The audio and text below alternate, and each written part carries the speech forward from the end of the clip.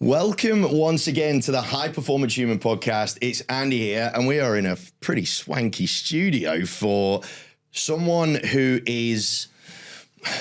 Look, I don't want to blow smoke up your trumpet too much, Dan. But for those of you who are really looking to listen to someone that has been there, done that, got the t-shirt, read the book, in a business sense, is one of the most respected individuals in the country, Mr. Dan White. How are you, sir? Yeah, well, better after that introduction. Hey, look, good to be here. That's what I'm priding myself on, is my intros, man. That's what I'm priding myself on. Dan White is the executive director of Ray White, which is the biggest real estate franchise group in Australia, at least. You've got to be up there in terms of worldwide. We generally talk about Australia and New Zealand as our core markets, so we treat them as one market. But market leadership across there. I mean, it's certainly, I'm probably here representing a family business. Obviously, it's fourth generation, over 120 years as a family business, owned and led by the family. So, a lot of people, in the family, but also in the group, contributed to that position, and we're certainly still a long way to go. A long way to go, and we're going to dig into that mentality in a big way, because one thing that I've been always very, very impressed with when it comes to Ray White, obviously having been a real estate agent myself, but never been on the Ray White team. Actually, Ray White's generally been my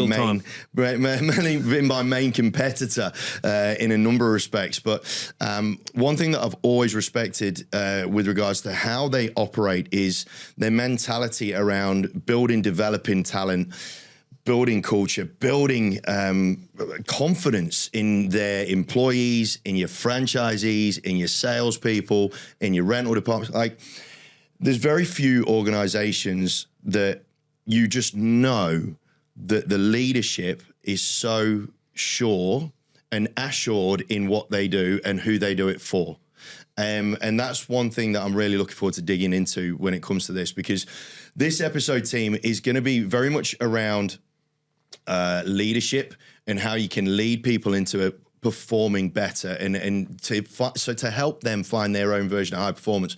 But before we get stuck into that, Dan, one thing that we always do with all of our podcasts is ask everybody what their definition of a high performance human is. I've got this belief that there are 4 key elements to high performance, being a high performance human, being success, connection, influence, and happiness. Mm-hmm. But you tell me, Dan, what's your definition of a high performance human? Well, for mine, high performance attitude or high performance human is someone who is an expert but behaves and acts like a beginner, and someone that has achieved a lot and can perform at a level, but yet is restless for what is possible and not setting themselves limits for that, and making sure they'll do everything they can to get there. So just having that. It's having an expert sort of level of experience, but then behaving and doing all the basics and doing it every single day, and not being satisfied with where they're at.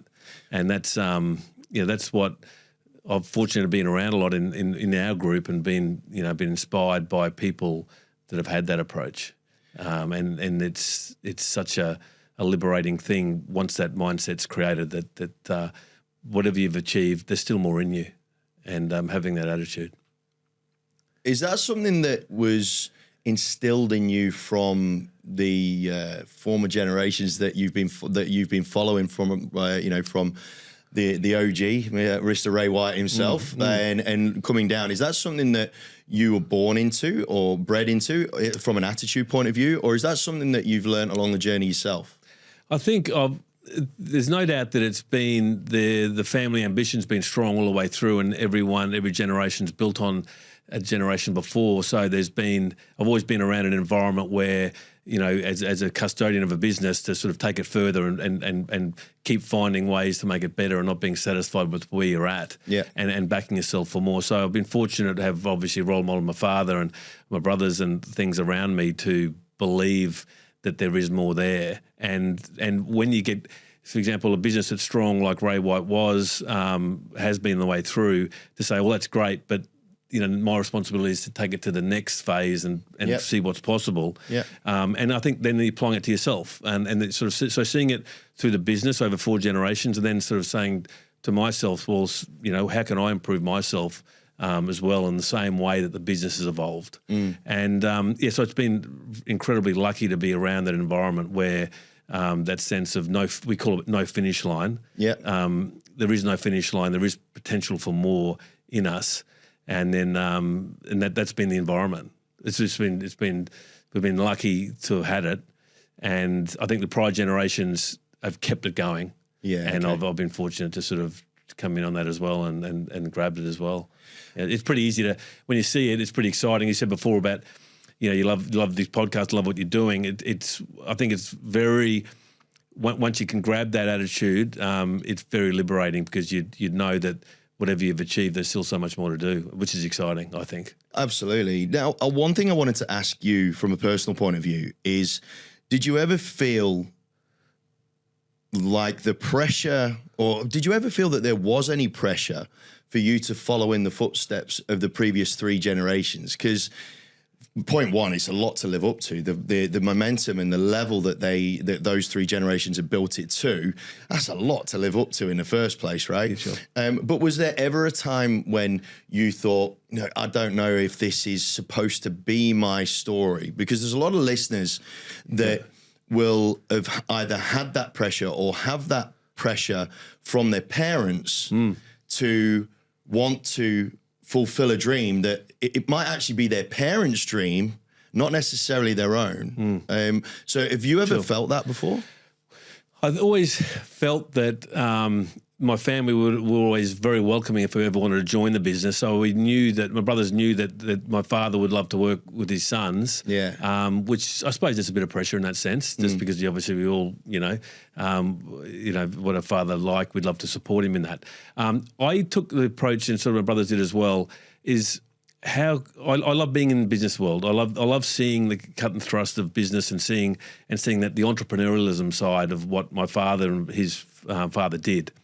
And so I saw the family business as a little springboard to say, well, as a family business, I can join that and take it in new directions and take what's there and take it in the way that I'd like to go. Right. And so rather than feeling like I was getting a job with my family, it was more like, I'm going to come into a business and try and develop it and take it in new directions that I really like. So, for example, when I was at university and working after university, I worked outside the firm. I love real estate investment in property trusts and institutional property. Yep. And then I worked there. Then I saw the family business as a way to bring those skills into Ray White and take it in new directions. So I was able to come into Ray White but say, I want to join the family business, but I think we should start a business called Ray White Capital, which has now become a successful business. Yeah.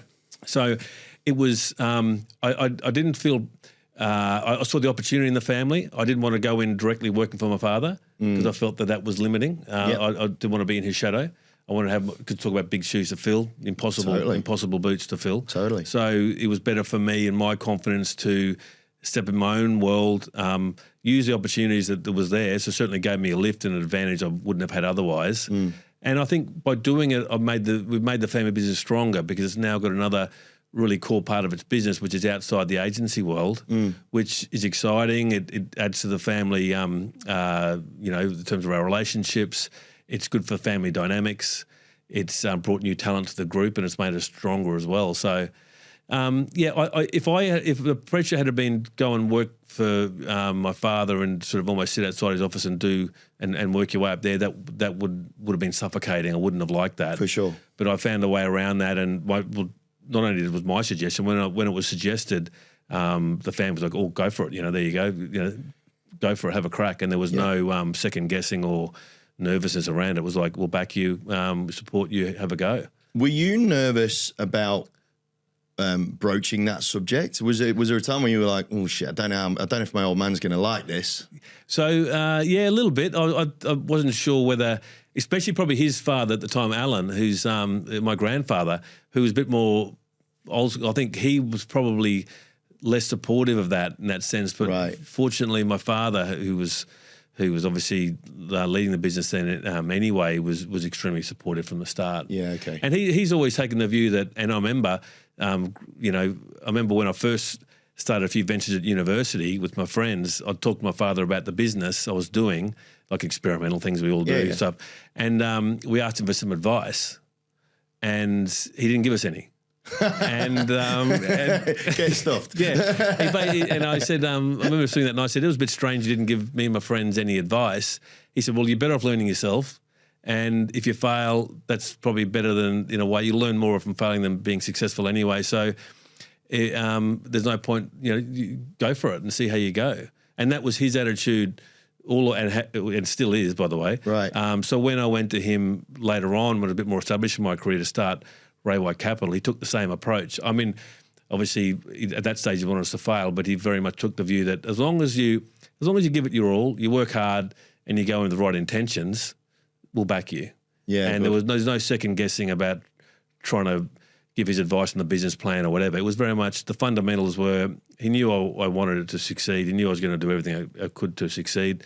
He was there if I needed some support, but he's always backed that approach. And that's been, I think, the magic of our group that we've had is that you can't overmanage people. You got to support them if they want to go. You can't tell them, like, he didn't come to me and say, you should do Ray White Capital and here's the business plan. Yeah. There was none of that. Yeah. It was me going to him with something I wanted to do, and he backed it. So it's quite different. And I think when you do see people in the workplace come to you with something they want to do, that's gold, as opposed to telling them. If you have to go and tell someone to do something, you know that there's a chance that working is going to be pretty low. Yeah, because it could be either a limited sort of mindset or a limit, or just a bit of a short-sightedness into what could be within their position, right? Yeah. You were segueing wonderfully into how leaders can help with high performance. Before that, though, I want to ask the businesses or the ideas that you started with some of your mates at uni. Have you got one that failed spectacularly? Well, it was we had one that failed. It was we got into the water business, the bottled water business early. Oh yeah, and it was now everyone at the time thought it was ridiculous that people would buy bottled water, and we thought that it would work, but we ran out of money because we didn't realise we didn't do the maths very well on the cost of setting up and everything else. So yeah, to my father's point, it was a great learning. Yeah, it was a great learning. For us going through that exercise, probably a few years too early, and maybe we should have dug our heels and we could have made a lot of money as everyone else. But I think that early phase of entrepreneurship with your friends, going on the selling things, it was an exciting period of time, and all those guys have gone on to be successful in their own way. Yeah, and Brian's probably right. It was a good thing to do, and failing wasn't a bad thing. On that, you look at how society is rolling these days, and how entrepreneurship is like the buzz thing. Everyone's trying to do it for themselves because the ease of access to be able to do it via your phone and whatnot. Very, very easy to try to become an entrepreneur or to label yourself as a CEO of a team of one.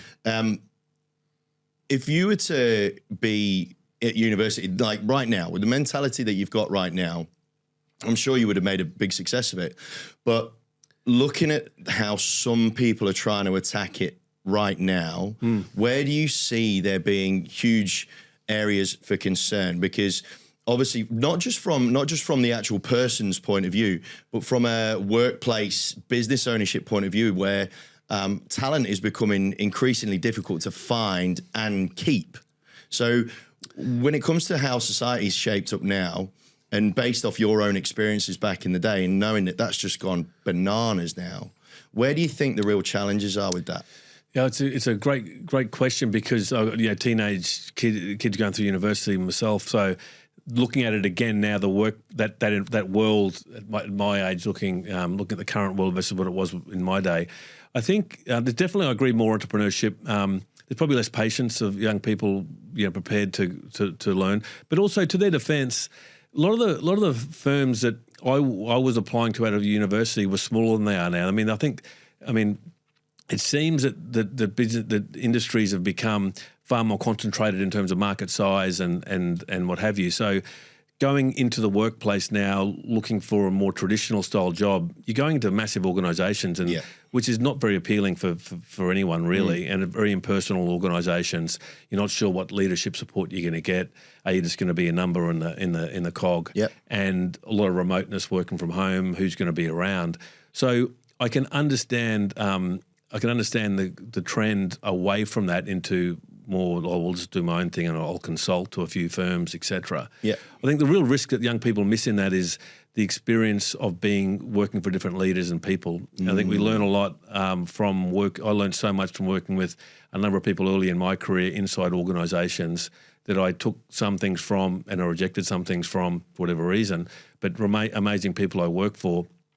And I really am so grateful that I went through that process. Yeah, for sure. And did that. So I do think you have to use that early phase of your career the main thing is to get experience with people and being in environments, having to get on with people around you, having to sort of get to know new styles of business, having to relate to new people, seeing some leaders do amazingly well, seeing some leaders have shortfalls. You can't pay. You should pay for that. In the old days, you should pay for your apprenticeship.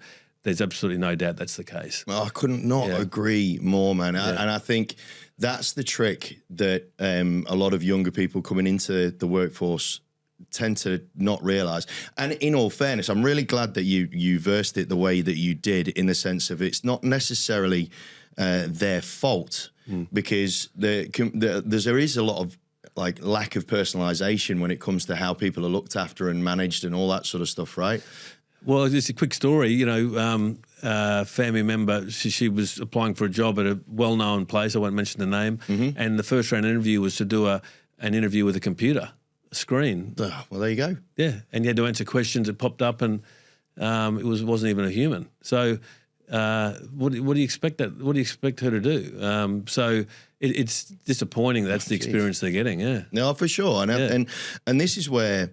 This is part of the purpose of this podcast, is to actually allow, your Gen Zs, your millennials and whatnot, to actually be recognised and seen for the disadvantages and the challenges that they have, as opposed to a lot of your boomers and whatnots who are just shitting on them from such a height and blaming them for everything. Of course. And this, like I said, this segues wonderfully into the leadership side of things. I want to look at it from a different way. I want to look at it from the angle of from your position, where you are tremendously responsible for the growth, the development, and the showing of the way towards high performance for so many individuals, right?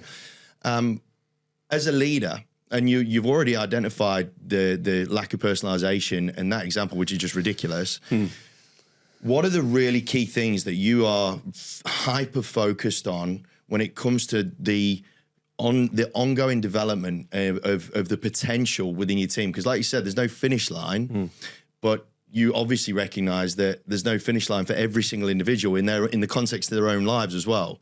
So what are the really key things that you really focus on as a leader when it comes to making sure that you're giving people at least the chances, you're opening the doors towards a high level of performance in their lives? Well, I think there's a number of key things for mine. Is one is really believing in them and making sure they believe in themselves. And said earlier that people generally underestimate what they're capable of achieving. And most people will have setbacks in their careers early on, and most people won't be overnight 6 stars. In fact, 99.5% of people won't have a great start to any area, won't achieve success rapidly. That as fast as they think that they should get. So I think the main thing is making people believe in themselves by you having belief in them and relating to them on an individual level. So we will talk about the power of the individual, the power of every individual to achieve more than they believe that's possible. And so you have to create an environment as leaders to give people the space to do that, not crowding them or telling them what to do, but trying to encourage them to find that confidence, find that energy themselves to go on and do what they want to do. Yeah, it's very different to managing people or telling them what to do or what we need to do a little bit of that, but the fundamental thing is always trying to back people and remind them that they are capable and they can do more than what they think otherwise. Yeah. We need that a bit ourselves. We need to talk to ourselves a bit on that stuff as well. It doesn't apply to, we face obstacles every day, but we need to do that. So if someone comes into our world, they've got to know that their role is going to make an impact. their role, every single role is valuable. They will contribute to their success. They're the problem and they're the solution, and we're there to support them on that process. Yeah, nice. And that's what I think.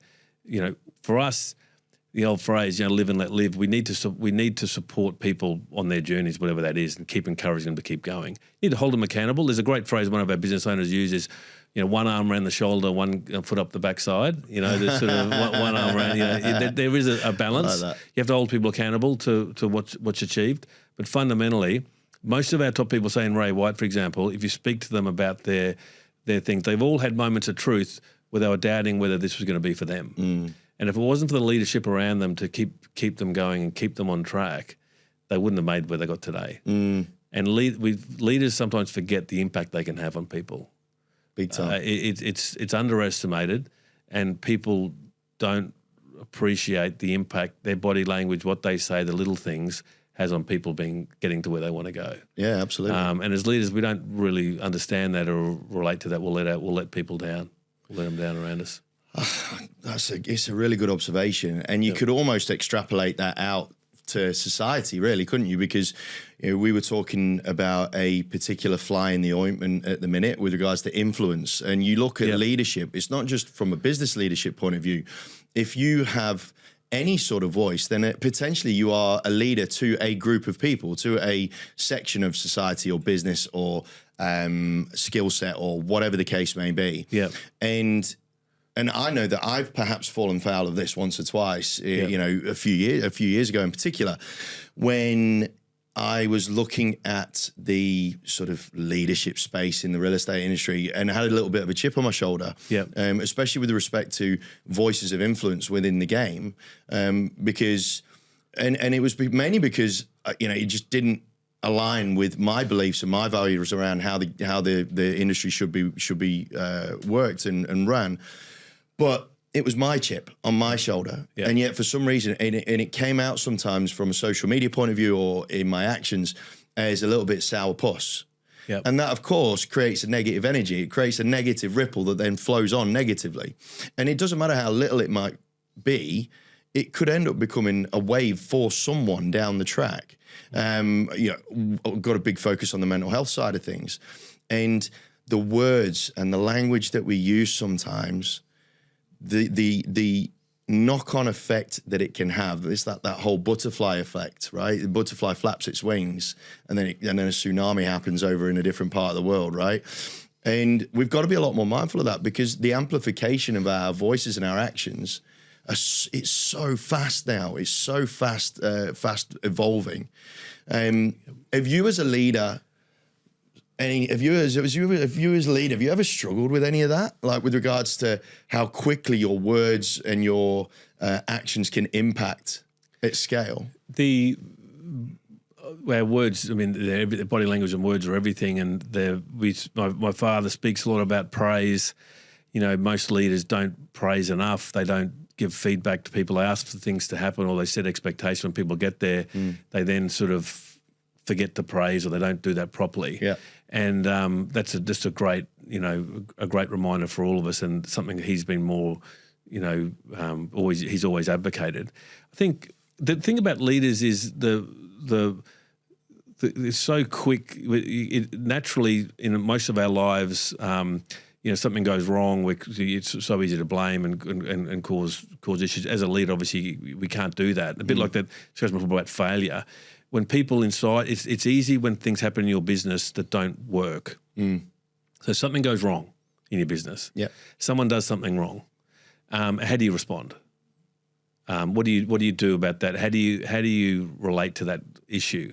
There's a few options. One is to obviously lose your temper and sort of get upset that, this is because you all had in your mind this thing was going to work. So a couple of things have probably happened. One, you have to ask yourself the great question: how did I let that happen? How did that decision get made inside my business? What did I do wrong that might have given the impression to that person, my team, to make that decision? Yeah. And so you have to take responsibility for those things. It's so easy to blame people in your team for it or their mistake. You might have communicated it poorly. You might not have explained the importance of a certain thing. You might not have role-played it with them. And then secondly, if you have even if you have done everything perfectly and they've still made a mistake, that's an opportunity for them to learn and develop. And most mistakes they make aren't going to be the end of the world anyway. Let's be honest, it's not the case. Exactly. So those moments of truth when mistakes get made inside a business, it's a great opportunity of reflection on your own leadership and how you did it, and also use it as a way to ensure that there's learning from it and we all get better out of it. Because the reality is, you can tell someone a million times what to do about what will happen. It's like kids, you tell them don't do this because this will happen. Until they do it and make the mistake themselves, they never really understand it. Yeah, totally. So you've got to use it as a way to. Often it's better off to say make the whole thing make mistakes quickly. That's often the case, right? So yeah, I think as leaders we often make mistakes. And something goes wrong, and you might something nowadays with texts and emails and stuff, you might say something a bit too quickly. So that's hard, but you got to catch yourselves in those moments. Big time. And really reflect again on how did that. Most of the time, if you really ask yourself a few times, how did that happen inside the company that I lead? It'll come back to something you did. Oh, and you can apply that to pretty much every element of your life. If your kids make a mistake, you'll be like, right, well, shit. Well, what did I miss, or how did I not assist as well as you could say about relationships? Your partner kicks off with you, or your partner does something that really winds you up. Yep. The vast majority of the time, if you're in a loving relationship, it's probably because you haven't told them how much it irritates you, or you've not been transparent around a certain thing, right? And that's not their fault. Like, they don't know. I was actually talking to my partner, Heber, about this a couple of months ago when I was having a bit of a moment. I was having a bit of a self-doubt moment and whatnot, as you do from time to time. And she was trying her best to help in the best way she knew how. But because I hadn't communicated with her how best to help me, it was just poking the bear. And it was making me really snappy and whatnot, right? But that's not her fault. Her intention is spot on. And it kind of aligns with what you said before about what your old man said to you around, as long as you give it your all, your intentions are good, then what's the worst that can happen? And then it does boil down to a leadership point of view. Yeah, I think the hardest bit, then once go through those things is people in your team that may have talent, but because everyone's got talent, but don't have the ambition or won't work at it. They're the hardest. They're obviously the hardest ones to deal with. People that are rude or maybe that their behaviour is not out of line. That's sort of easier, right? But people that are sort of nice and talented, but don't put the yards in. That is hard. That's a really hard bucket to handle, because a lot of people other people that do put the effort in, might be outperforming them, and how you get those people to want to achieve more. That's a hard bucket. That's a real, how do you get the most? You talk about high performance. How do you get the most out of people in that scenario?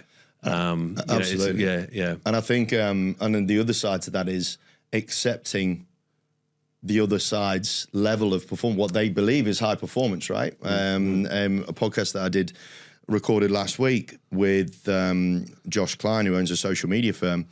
He knows that he struggles to accept other people's level of what high performance is, because it doesn't align with his. And he's like, well, why don't you want to get more? Why don't you want to go do this? Why don't you want to achieve more? And for some people, it's just that their level of their version of high performance isn't at the level that we're at. And especially when it's our business team, it's very, very difficult to accept that no one is going to want to do well as much as you in your business, right? No one's going to love your kid as much as you do. And it's the same rule applies in business. So now I wanted to talk about taking risks with you, Dan, because I know as an outsider looking in and working with a few Ray White officers as I do with the auctioneering and whatnot, one thing that I know is that, geez, you guys are prepared to back a move, right? You're all in. Whatever you do, you're all in. And whether that is through effort, whether it's financial, not that I know the dollars and cents, but I know that you put a lot of money into moves that you decide to go and make. Yeah. Comes with a lot of risk, right? Give me your thoughts around that, because I know that a lot of people that are listening to this podcast it might not be at the scale that you're operating from a risk point of view, but in their own minds, the risk is still as relevant, because it could just be going from their own job to starting a business, or it could be just a significant change in their lives that inherently carries a risk. How do you as a human process risk? So, obviously, another great topic. Starting at the macro level, let's talk about the organisation. Yep. So, 120 years. And I think a lot about the fact that most organisations are dead before 122. They're finished, right? They've come and gone. Yeah. And most companies would be well in decline at that level. So why did that happen? Why do most things go up, go along, and then gradually peak and then fade away? That's because I think they don't stop taking risks. Right. I think if you look at most businesses in terms of larger maybe competitors of ours or national groups that haven't continued to grow, it would be down to that attitude of let's play it safe. Yep. We've sort of made it. Let's just defend, and we'll get through it. Yeah. Okay. And that's probably the peak of their thing. That's probably just after they peaked, and they've started to decline ever since. And I think that whole appreciation for, if you're not taking risks and trying to grow, you're in decline, and you will gradually fade away to irrelevance. And it's at a big level. Yep. And I firmly believe that. And the bigger you get, the more risks you're going to take. Yeah. So if we're now 10% bigger than last year, we need to be taking 10% more risk than last year. Yeah. Okay. Which is hard for some people to, maybe if you're in the finance team, that's a bit like, what are you doing? Yeah. Why would you be investing in that when you can, you can make more money with it, whatever. We made that spot. Let's just sort of, we're now mature. You can do less risks. Not true. We're now more mature. We're going to take more risks. Yeah. How you get that through a company and get everyone to believe in that? Like we often one of my lines is, we're going to have to take the same risk that Ray had 120 years ago. I mean, he took a lot of risk. He opened a business. He rented a shop, never had it. He put on staff, probably have any customers. And then when he got to a certain age, he moved to Brisbane. Right. To grow to provide education for his kids and to grow his business. It's probably like me going to New York now. Yeah. So that and then my father as well, like he was in Brisbane, national group started growing into Queensland. His best way to defend was to attack. He then decided to go national himself, and what's happened now. So I've been fortunate to witness time and time again the importance of taking risks and keep taking the company forward. Because if we hadn't done all those things, some of those things I mentioned then, the business wouldn't be here. It just wouldn't exist. Oh, for sure. And my determination, I suppose, my brothers, is to ensure that the fourth generation leaves in the better phase than the third generation. Yeah. You talk about pressure. The pressure's still on. I still believe our responsibility is to do that. So you have to do it, otherwise you'll fade away. And it applies to all of us individually. What risks are we taking ourselves to reskill, to improve ourselves? My advice, or the way I justify it, is that, well, I'd rather if I'm going to put some money on something, I'd rather put it on myself. Fair. I'd rather do it. I'd rather take responsibility to make that investment work. Yeah. And the people I work with. So a lot of great people I work with, I'm happy to back. I know them well. They're great guys. I'd rather back them with investment than go and put it in the stock market. Yeah, fair. Which is, I don't know what happens there. No. So back yourself. Gambling. Yeah, exactly. And then I think just finally, is that we can get carried away a little bit risk. Like, I mean, I don't know how many risks we've taken to really bet the whole company. We probably haven't bet the whole company. We've gone pretty hard at some things, but most risks you can do incremental. You can just make make a lot of decisions that are a bit risky that are incremental improvements in the organisation. Yeah.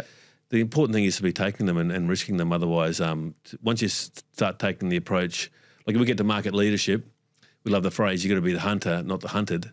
You got to, or as I was saying at the start about high performance organisation, you need to take as many risks as the guy coming to chase you. Yeah, for sure. Because otherwise, they'll get you. Yeah, for sure. And it's fun too. Like keeps you on your toes. But it's true. Like I was talking about some friends the other day. You think someone had said you've got to a certain phase. Most people that have achieved a lot, if they had told them 20 years ago, you get to that, what will you do? Most of them say, I'd settle up and sit on the beach. Settle up and sod off. That's the thing about high performance people, I suppose, that you deal with, is that that's what they love doing, and they'll keep going. Yeah, a lot of the busiest people I know are often the most successful people that don't have to work. Yeah. They do it because they love it. Yeah. And they keep taking more risks because they back themselves and want to see what they can achieve. Yeah. So it's quite remarkable in that sense and even some of our best business owners and agents right across our group, they don't have to do what they do.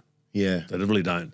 But they choose to do it because they enjoy the risk taking and enjoy testing themselves about what's possible. And I think that there's a few things that we can write down in our notes here, team. Is risk is worth doing as long as you're enjoying what you're doing. I think that's a really critical part. Like, we talk about happiness, obviously a critical part of happiness is having fun.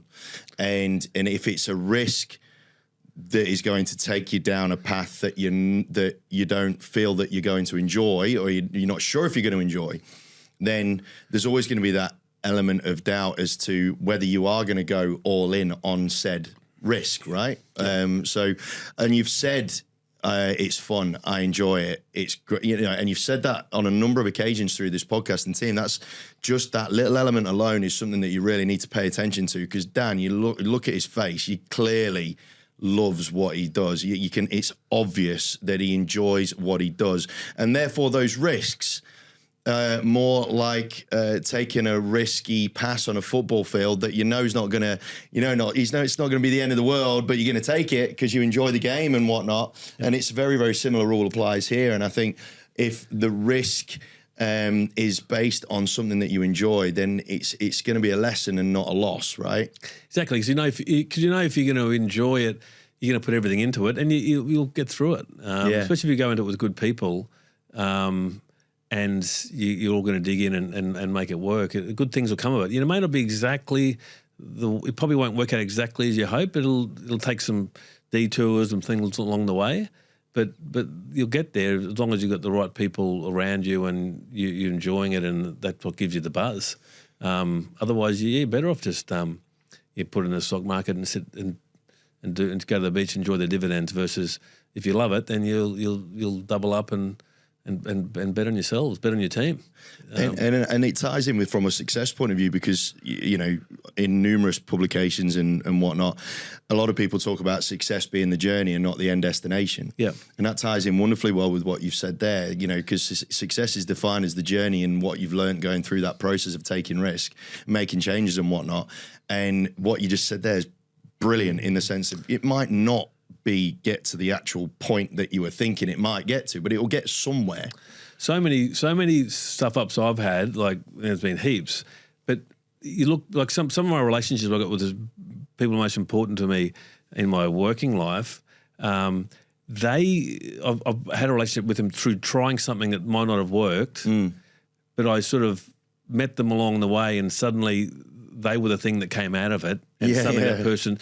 So if you look back, I bet you if you look back at the things that have failed, that you've thought technically has failed, there would be things come out of it that you would not have had without that process. 100%. And there's plenty. I can look back on heaps of them. There's heaps of, like, some ventures went in, some people that I met through it, and we wouldn't be the same place without it. Yeah, for sure. So if you hadn't taken, you wouldn't have met them. You wouldn't have broadened your experience. You wouldn't have broadened your relationships. You just wouldn't have it without that.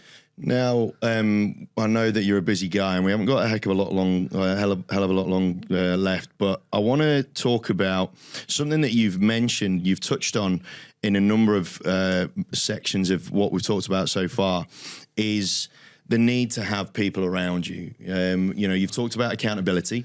You've talked glowingly about some of the people that you met, like just now. You just said, the process delivered me a person that has just been a game changer, and then screw the outcome. That was worth going through the exercise for. That person was.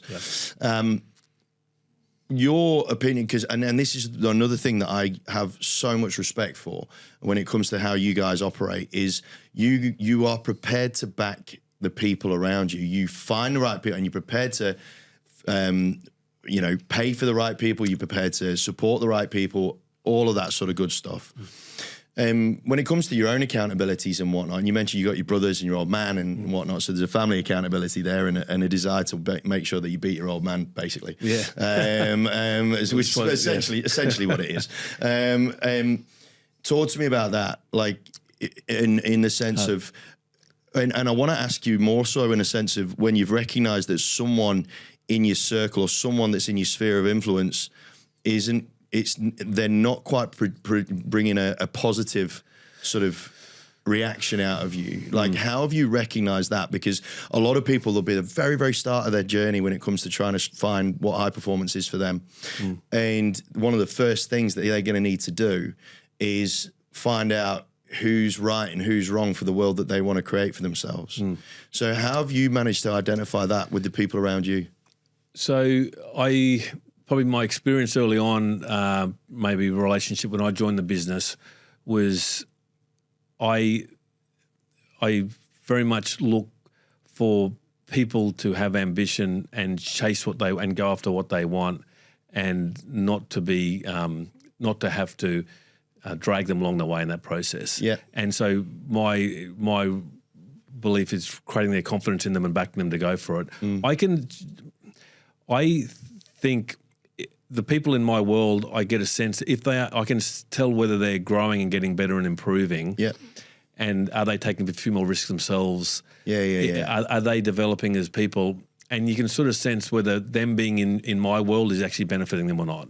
Yeah. Not my world or my family's sort of world. Yeah. And if you can see that taking place, that's the exciting thing. If there's people in roles where they've got the opportunity to grow and they're not developing because they're not choosing to make, they're getting caught up in the noise, they're getting caught up in detail they don't need to get caught up in. Yep. They're over-managing people. They're telling everyone what to do rather than leading their own teams. Yep. And they're just holding themselves back and not taking their risks stepping forward. That's obviously the challenge becomes. Yeah. The catch, this is quite a big catch though. If you believe in the whole providing an environment for people to thrive and letting them go without over-managing them, which is sort of most people's philosophy, the catch is that by doing that, you're not telling them too much what to do. So when they are floundering, when you tell them they're floundering, they're a bit surprised that you're telling them that. Yeah. Because by definition, you've had to give them the freedom to do it. so it can be an awkward process because you have to give people the rope and let them run. And then if it's not working, people can get a bit disappointed that we haven't helped them enough along the way. Yeah, okay. But the point being is that people, if you can give the people the right environment to go for it, they're better off if you give them the freedom to have a crack than telling them what to do along the way too much. Yeah. That is the hard part of all those things. I haven't got the perfect answer for that one. Right. But I think it's way better. It's a way better model, I think, to good people don't want to be managed. Good people don't want someone telling them what to do too much. Yeah. Because they won't hang around. No. And so they want to be led. They want to be in partnership with people that are good. But good people don't want to be told what to do all the time.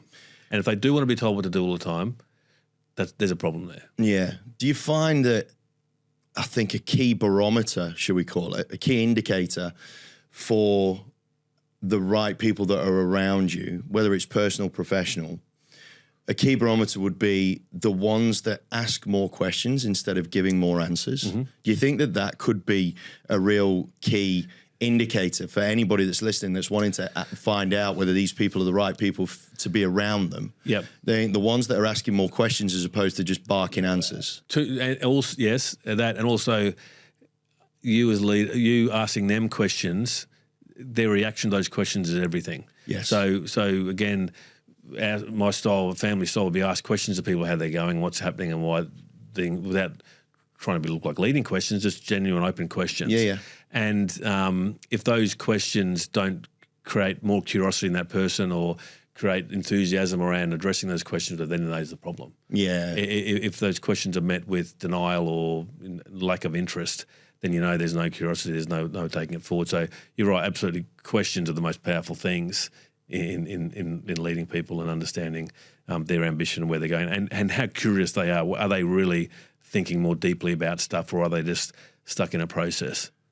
Absolutely. Now, this has been a conversation that I wish I could carry on, because you are what you say you are on the tin, right? You are definitely a guy that lives what he talks and walks what he talks. And team, if you could be in this room, in this little studio that we've got here, this very posh little studio, yes, by the way, FYI, just take a look, it's dead posh. Then you would feel that Dan is a man of his word, and he's a man of his energy, which is tremendous. And I can't thank you enough for taking the time out of your schedule to be in with us today. It's going to bring so much value to so many people. Of that, I'm absolutely certain. One last one. We always end on this one, which is something that is a bit of a self-reflection piece, which we talked about earlier, is really, really important. Right now, in terms of your own personal performance, not the business, your own personal performance, right? And the way that you roll. What do you think is the one thing that's missing from your own game right now when it comes to what your own personal version of high performance is?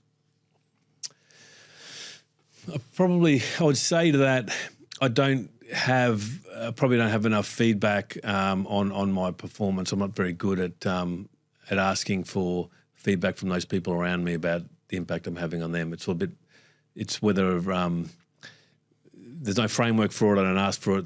People don't offer it as much as they possibly could too. So I'd probably say, hearing myself talk earlier about feedback and asking questions, I do get it from my father and my brothers, of course, but increasing those around me. So probably the thing that I could be much stronger at is listening more and asking more questions back on what I'm doing, as opposed to the other way around. Do you think that's just because you are who you are, right? Well, yeah, maybe, or maybe I'm not creating the environment for people to feel comfortable asking the questions. Don't know, but I like when I'm speaking to guys I work, asking questions and giving praise. It doesn't, the other way around doesn't happen so much. Maybe it's something I can work on. But there's no doubt that understanding more about people around you and how they relate to you and how comfortable they are working with you is probably an important factor, and I could know a bit more about that. Hopefully I'll listen. Dan White, hopefully it's good. Thank you so much for being with us today. I can't tell you how much I appreciate your time and your insights and your candor and whatnot. Please, it would be incredible to have you back on at some stage. It would be tremendous. But team, you should have a book full of notes from there, whether it's around business conversations or questions or your own personal questions and conversations. The stuff that we've talked about today has an influence, and it has meaning in every single element of your life. Make sure that you follow Dan. I know that plenty of you might already do that, but make sure you follow him, because he is who he says he is. And that is a very unique thing for someone at the level that he tends to operate at. On behalf of Dan and myself, thank you so much for joining us. Stay safe, healthy, happy, and we'll catch you on the next episode of the High Performance Human podcast. Take care.